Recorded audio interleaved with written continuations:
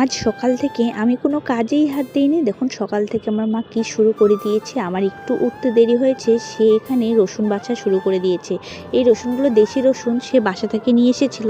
তো যেহেতু আমি আর কিছু করছি না, তাই ঘরগুলো একটু ভাবছি ঝেড়ে নেই। তো এই পাশে আমি ঘরগুলো ঝাড়তে চলে এসেছিলাম, আর মাকে বলেছিলাম যে একটু মাছগুলো ছিল সেগুলো বেছে দিতে, রান্না চড়িয়ে দেবো।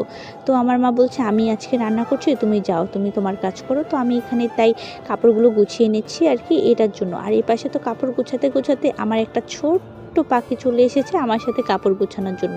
সে কোনো রকমভাবেই আমাকে কোনো কাপড় গোছাতে দিচ্ছে না।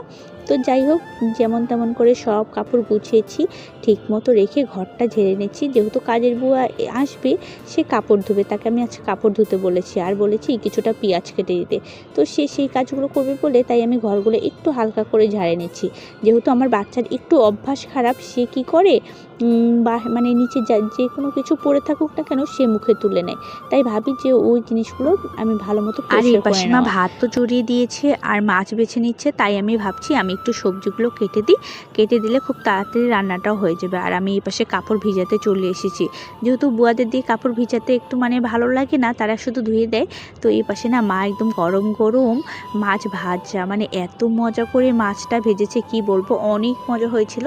তাই ভাবছি যে এই মাছ ভাজা দিয়ে একটু মজা করে ভাত খাবো বলে। আর এপাশে ছিল কিছুটা করলা ভাজি, করলাটাকে ভাজি করব না, এটাকে ভর্তা করব, তাই একটু মচমচে করে ভাজি করে নিচ্ছি। আর বিশ্বাস করেন, এটা দিয়ে না এতদিন পরে আমি এত ভাত খেলাম। আসলে মায়ের হাতের রান্নার না কোনো তুলনাই হয় না। সে যেভাবেই রান্না করুক, তার একটু হাতের ছোঁয়া থাকলে মনে হয় আমি 2 থেকে 3 প্লেট ভাত চোখ বন্ধ করে খেয়ে ফেলতে পারবো। তারাই বুঝবে এই কষ্টগুলা। যাই হোক, আমার এখনো মা বেঁচে আছে, তাই আর কি এগুলো চিন্তাও করতে চাচ্ছি না। এই পাশে না ভর্তাটা করছে, আর আমি এখন ভয় দিচ্ছি, দেখেই মনে হচ্ছে আমি আরেকবার হয়তো বা খাই। আর এটার সাথে যদি গরম ভাতের সাথে একটু ঘি নেওয়া যায়, তাহলে তো আর কোনো কথাই নেই। এটা দিয়ে আমি অনেকটা ভাত খেয়ে ফেলেছিলাম আজকে।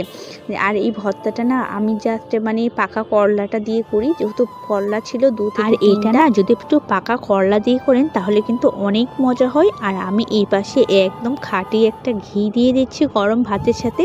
আর বরাবরই গরম ভাতের সাথে ঘি দিয়ে কিন্তু ভাত খাওয়ার অভ্যাসটা আমার এখনও যায়নি।